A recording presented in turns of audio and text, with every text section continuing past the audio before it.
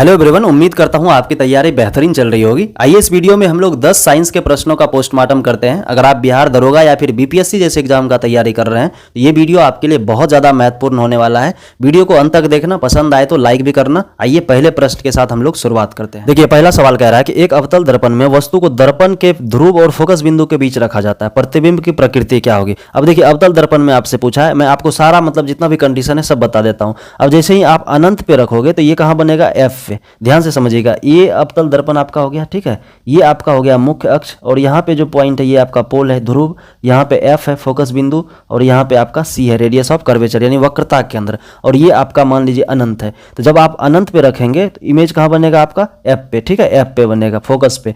और जब जैसे ही इसको थोड़ा आगे बढ़ाइए, अनंत और ये सी के बीच में, अनंत और सी के बीच में जब रखेंगे तो ये किधर खिसक जाएगा, ये आपका आगे खिसक जाएगा, यानी एफ और सी के बीच में। ध्यान से समझ लीजिएगा, इसको नोट भी कर लीजिएगा। जैसे ही वस्तु को आगे हम बढ़ाए तो इमेज किधर खिसक गया, इधर शिफ्ट हो गया, और आगे बढ़ा देंगे सी पर जब लाएंगे तो और इधर शिफ्ट हो जाएगा, ये सी पे बन जाएगा इमेज, ठीक है। और जैसे ही सी और एफ के बीच में लाएंगे तो ये इधर और शिफ्ट होकर कहाँ जाएगा, ये आ जाएगा सी और अनंत के बीच में, यहाँ पे इमेज बन जाएगा। और जब आगे शिफ्ट कर देंगे, एफ पे शिफ्ट कर देंगे, ये इमेज आपका कहाँ शिफ्ट हो जाएगा, अनंत पे। इतना सारा चीज आपको ध्यान में रखना है, ठीक है। अब यहाँ पे क्वेश्चन जो पूछा है, कह रहा है कि दर्पण के ध्रुव और फोकस के बीच, ये ध्रुव और फोकस इसके बीच में, अब यहाँ अनंत से तो इधर नहीं जा सकता ना, अनंत से पीछे क्या है, कुछ भी नहीं है। अब इस कंडीशन में क्या होता है, जैसे देखिए यहाँ पे जब आप वस्तु को रखिएगा तो इसका इमेज बनेगा दर्पण के पीछे, दर्पण के पीछे बनेगा। और ये कैसा इमेज बनेगा, इमेजिनरी मतलब आभासी बनेगा, ठीक है। ये चीज आपको ध्यान में रखना, आभासी इमेज, आभासी, ठीक है, आभासी इमेज बनेगा। आभासी इमेज का मतलब इसको हम लोग पर्दे पे नहीं उतार सकते हैं। क्वेश्चन पूछा जाता है कि पर्दे पे किस इमेज को उतारा जा सकता है, तो वास्तविक इमेज को हम लोग पर्दे पे उतार सकते हैं, आभासी को नहीं उतार सकते।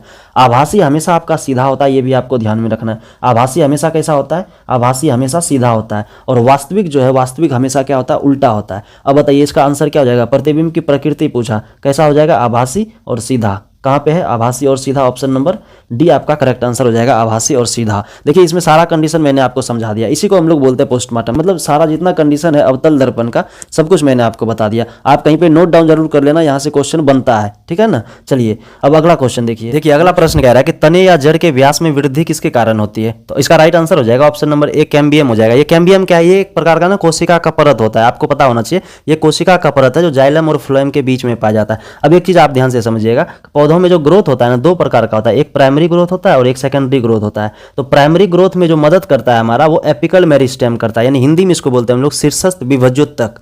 थोड़ा हिंदी मुश्किल है इसका, तो आप इंग्लिश में भी ध्यान रख सकते हैं, एपिकल मेरिस्टेम, ठीक है। प्राइमरी में कौन आपको मदद करता है, मेरिस्टेम। और जो सेकेंडरी ग्रोथ होता है, सेकेंडरी ग्रोथ में आपका जो हेल्प करता है, वो आपको हेल्प करता है लेटरल मेरिस्टेम, ठीक है, पार्श्व विभज्योतक, आपको ध्यान में रखना है। अब यहाँ पे देखिए, यहाँ पे लिखा हुआ नहीं, ये शीर्षस्थ मृदोतक, ये शीर्षस्थ वाला कौन है, ये लेंथ, यानी प्राइमरी में ये मदद करता है। अब ध्यान से समझिएगा, प्राइमरी में क्या होता है, लेंथ, LENGTH, ठीक है। प्राइमरी में लेंथ का ग्रोथ होता है, और ये सेकेंडरी में क्या होता है, मोटाई। सेकेंडरी में किसका ग्रोथ होता है, मोटाई, या फिर जिसको हम लोग बोलते हैं व्यास। ये व्यास लिखा हुआ है ना, व्यास, डायमीटर, यानी घेरा, इसका घेरा ये बढ़ेगा। तो ये अगर इसका ग्रोथ हो रहा है तो ये सेकेंडरी ग्रोथ हो जाएगा, अगर लंबाई बढ़ रहा है तो प्राइमरी ग्रोथ। प्राइमरी ग्रोथ में कौन मदद करता है, शीर्षस्थ मृदोतक, आपको ध्यान में रखना, एपिकल मेरिस्टेम। और सेकेंडरी में कौन मदद करता है, लेटरल मेरिस्टेम। ये चीज आपको ध्यान में रखना है, क्वेश्चन यहाँ से बनता है, ठीक है। आइए अगले क्वेश्चन की तरफ चलते हैं। नेक्स्ट क्वेश्चन देखिए, कह रहा है कि प्रकाश संश्लेषण की प्रक्रिया में उत्पादित कार्बोहाइड्रेट का क्या होता है, यानी ग्लूकोज का क्या, प्रकाश संश्लेषण का प्रोसेस होने के बाद जो ग्लूकोज बनता है उसका क्या होता है। आप इस चीज को ध्यान से समझिएगा। प्रकाश संश्लेषण जो होता है, प्रकाश संश्लेषण में क्या क्या चीज यूज होता है, आप देखिए ध्यान से। पत्तियों में जो क्लोरोफिल होता है उसके अंदर क्लोरोप्लास्ट पाया जाता है, वो आपका सनलाइट एब्जॉर्ब कर लेता है। दूसरा CO2 जो होता है, CO2 इन्वायरमेंट से ले लेता है।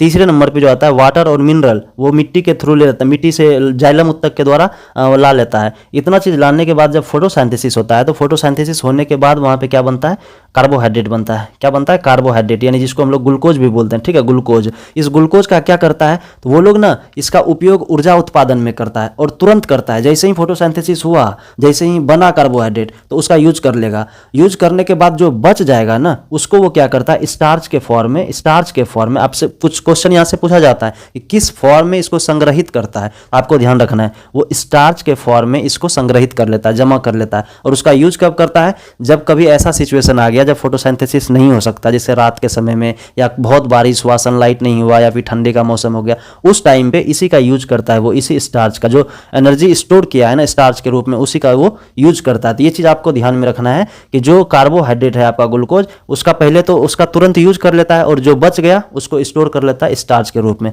अब ऑप्शन पे देखिए, ऑप्शन में क्या क्या है। देखिए, सभी कार्बोहाइड्रेट तुरंत ऊर्जा के रूप में उपयोग किए जाते हैं, नहीं। सभी कार्बोहाइड्रेट स्टार्च के रूप में संग्रहित होते हैं, ये भी नहीं। कार्बोहाइड्रेट ग्लाइकोजन के रूप में संग्रहित होते हैं, ये भी नहीं, ग्लाइकोजन नहीं है।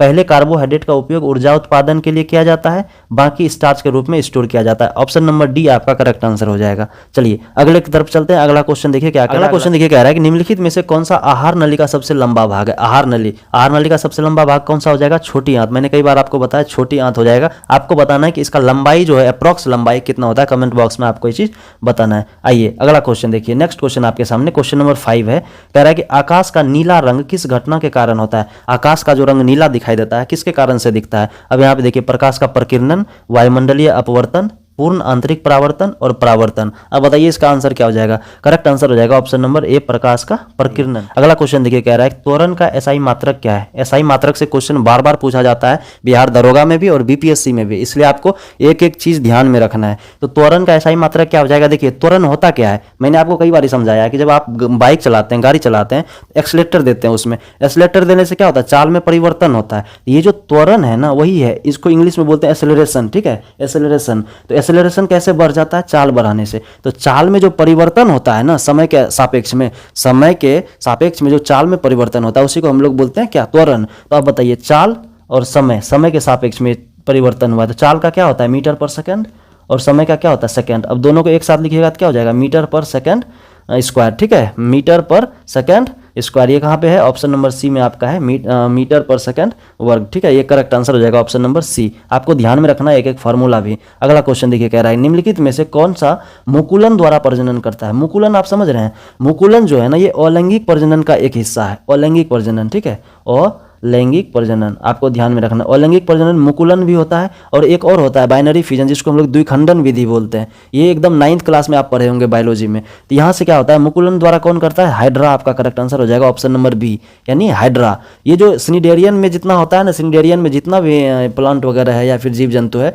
वो जो है आपका मुकुलन के द्वारा करता है। जैसे हाइड्रा हो गया, जेली फिश हो गया, ये सब हो गया, ठीक है। एक ईस्ट होता है, ये भी क्वेश्चन बहुत पूछा जाता है। ईस्ट एक प्रकार का कवक है, ठीक है ना, कवक है, और ये भी ना मुकुलन के द्वारा ही अपना जनन करता है। तो ये चीज आपको ध्यान में रखना है। आइए अगला क्वेश्चन देखिए, नेक्स्ट क्वेश्चन आपके सामने है कि शीर्षस्थ विभज्योतक तने और जड़ की डैश को बढ़ाता है। अभी तुरंत मैंने आपको बताया है। शीर्षस्थ विभज्योतक मतलब क्या होता है? Apical meristem. तो एपिकल मेरिस्टेम किसमें मदद करता है? तने और जड़ का क्या बढ़ाता है? तो ये आपका लंबाई बढ़ाता है, ठीक है, प्राइमरी ग्रोथ में ये आपको मदद करता है, लेंथ बढ़ाने में। ऑप्शन नंबर ए आपका करेक्ट आंसर हो जाएगा। अगला क्वेश्चन देखिए, क्वेश्चन नंबर 9 कह रहा है निम्नलिखित में से कौन सा अम्लों का एक विशिष्ट गुण है? अम्ल के बारे में क्वेश्चन पूछा है। एसिड और बेस आपको पढ़ना ही पढ़ना है, क्योंकि यहाँ से क्वेश्चन पूछा जाता है। तो अम्ल देख लीजिए, थोड़ा सा मैं समझा देता हूँ आपको। एक चीज याद रखना, एबीसीडी आपने पढ़ा है ना, एबीसीडी, ठीक है, तो आपको लिख लेना है कि ए बी सी। अब ए से क्या होता है? एसिड। देखिए मैं आपको याद भी यहाँ पे करवा रहा हूँ। ए से क्या हो गया? एसिड। बी से आपको याद रखना है ब्लू, ठीक है, ब्लू। और सी से कुछ भी याद नहीं रखना है, ब्लू के बाद ही तो रेड आएगा ना। क्या आएगा? रेड। मतलब ABCD पढ़ते जाएंगे तो आर तो आगे ही आएगा। तो ये चीज़ आपको ध्यान में रखना है, एसिड ब्लू टू रेड।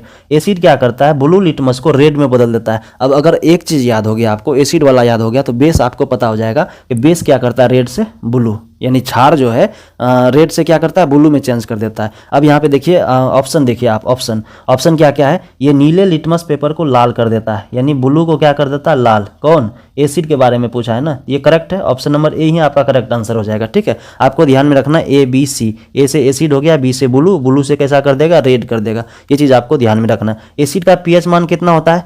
7 से ज़्यादा होता है, 7 से कम होता है? आप कमेंट बॉक्स में हमको बताइए एसिड का पीएच मान, ठीक है। आइए अगला क्वेश्चन देखिए, क्वेश्चन नंबर 10।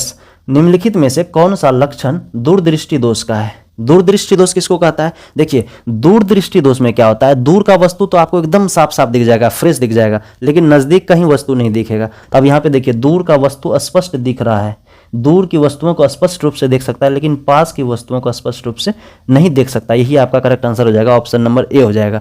तो दोस्तों ये था आपका आखिरी क्वेश्चन। मुझे उम्मीद है वीडियो आपको पसंद आया होगा। वीडियो को लाइक जरूर कर देना। मिलेंगे फिर अगले वीडियो में।